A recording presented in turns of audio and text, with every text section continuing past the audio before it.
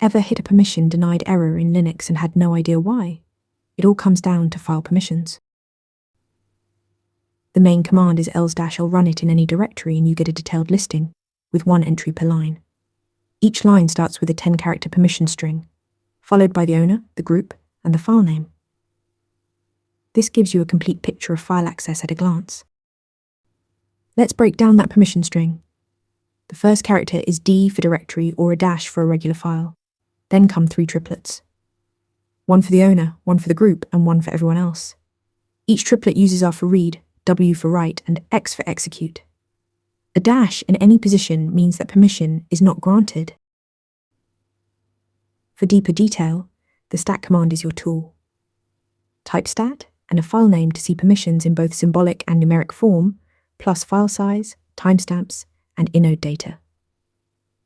All in one view. Permissions also have a numeric shorthand called octal notation. 7 means full access, 6 is read-write, 5 is read-execute.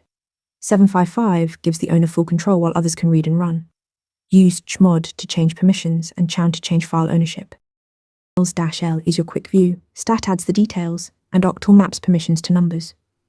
Practice these commands in your terminal today. Want to get better at answering questions like this? With Interview Mentor, you practice real interview questions out loud. You get personalized feedback and a grade on every answer, and you can track your improvement over time.